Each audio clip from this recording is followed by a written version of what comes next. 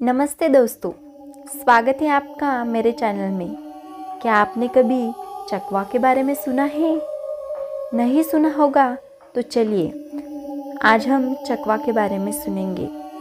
तो शुरू करते हैं आज की पहली कहानी, चकवा का रहस्य। शाम का वक्त था।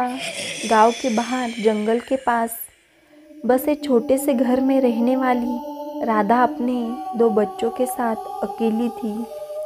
उसके पति रामू शहर में मजदूरी करने गए थे। जंगल की ओर से अक्सर डरावनी कहानियाँ सुनाई देती थी। गांव के लोग कहते थे कि रात में चकवा नाम का कोई प्राणी निकलता है जो इंसानों को बेहोश करके गायब कर देता है। राधा इन बातों पर ज़्यादा ध्यान नहीं देती थी।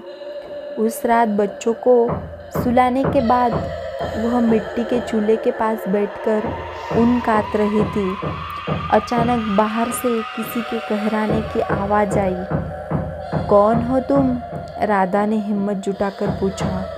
कोई जवाब नहीं आया, लेकिन कहराने की आवाज़ और तेज हो गई। खिड़की से झांकने पर बाहर धूप अंधेरा था। डर के बावजूद उसने दरवाज़ा खोला। कड़कड़ती आवाज़ में फिर पूछा, कौन है वहाँ? तभी एक तेज हवा का झोंका आया और दरवाज़ा ज़ोर से बंद हो गया। राधा को लगा कि शायद कोई जानवर होगा, लेकिन उसके दिल धड़कने की बढ़ ही चुकी थी। उसने दरवाज़ा अंदर से बंद कर लिया और बिस्तर पर जाकर लेट गई। अगले दिन गांव में यह बात फैल गई कि पिछली रात जंगल के पास रहने वाले मोहन की गाय गायब हो गई। कुछ लोगों ने बताया कि उन्होंने रात में जंगल से लाल रोशनी देखी। यह सुनकर राधा सहम गई, क्योंकि उसे भी खिड़की से वही रोशनी दिखी थी। रात होते ही राधा ने बच्चों को अपने पास सुला लिया, लेकिन जैसे ही घड़ी में 12 बजे उसे दरवाजे पर हल्की खरोंचों की आवाज़ सुनाई दी। डर के मारे उसका शरीर ठंडा हो गया। आवाज़ धीरे धीरे तेज होती गई। राधा ने हिम्मत करके नीचे से झांका। वहाँ कुछ नहीं था, लेकिन अचानक उसे खिड़की के पास किसी की परछाई दिखी। उसने चीखते हुए खिड़की की ओर देखा, पर वहाँ कोई नहीं था। अगली रात राधा ने खुद को तैयार किया। उसने हाथ में जलती हुई मशाल ली और ठान लिया कि अब डर कर नहीं रहेंगी। आधी रात को फिर वह आवाज़ आने लगी। इस बार उसने दरवाज़ा खोल दिया। सामने एक अजीब सा प्राणी दिखाई दिया। उसकी आंखें लाल थी और शरीर भालू जैसा था, लेकिन चाल इंसानों जैसी। राधा ने जोर से मशाल उसकी ओर फेंकी, लेकिन वह प्राणी गायब हो गया। अचानक उसके कानों में एक डरावनी हंसी गूंजी। हा हा हा हा। उसने देखा कि वह प्राणी अब उसके घर के अंदर था। राधा की चीखें पूरे गांव तक सुनाई दी। गांव वालों ने अगले दिन राधा को बेहोश पाया। उसके घर के चारों ओर अजीब निशान बने थे। जब राधा को होश आया तो उसने पूरी घटना बताई। यह सुनकर गांव का सबसे बुजुर्ग आदमी बोला, यह चकवा है। यह जंगल में रहने वाली आत्माओं का रक्षक है। जो भी इस जंगल में बिना अनुमति जाता है, उसे यह सज़ा देता है। गांव के लोगों ने मिलकर जंगल के पास पूजा की और वादा किया कि अब वो जंगल के पेड़ नहीं काटेंगे। इसके बाद चकवा की घटनाएं बंद हो गई, लेकिन राधा को उस रात की यादें जिंदगी भर डराती रही। चलिए सुनते हैं आज की दूसरी कहानी। कहानी का नाम है चकवा का शाप। गांव के पास एक वीरान तालाब था। लोग कहते थे कि उस तालाब के पास एक प्राचीन पेड़ है, जहाँ रात के वक्त चकवा नामक प्राणी आता है। किसी ने उसे देखा तो नहीं था, पर उसकी कर्कश हंसी और अजीब आवाज़ें रात में सुनाई देती थी। गांव के बड़े बुजुर्गों का कहना था कि जो भी इस तालाब के पास रात में गया, वो कभी वापस नहीं आया। रमेश गांव का एक युवक इन बातों पर यकीन नहीं करता था।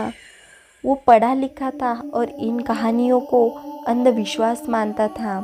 एक रात दोस्तों के सामने उसने चुनौती ली, मैं इस तालाब के पास जाऊंगा और देखूंगा वहाँ कोई चकवा नहीं है।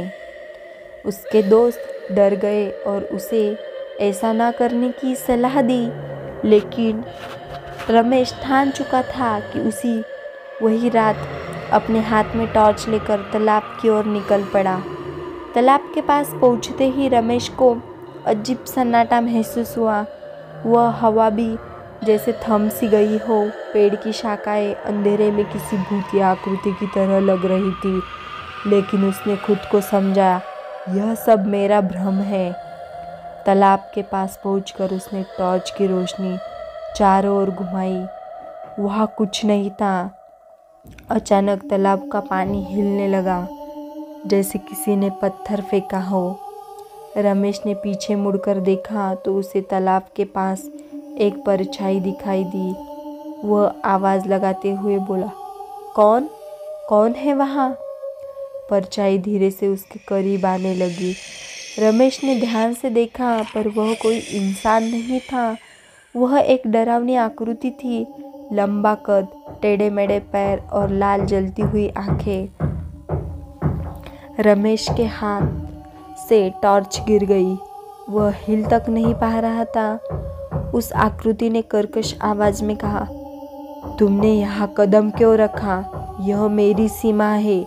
जो भी इस तालाब के पास आता है वह अपनी मौत खुद बुलाता है। रमेश कांपते हुए बोले, मुझे माफ कर दो, मुझे नहीं पता था। चकवा जोर से हंसा।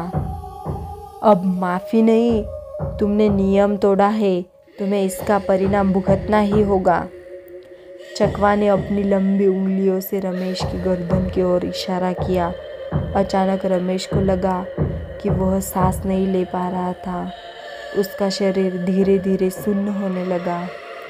अगली सुबह रमेश का शरीर तालाब के पास मिला।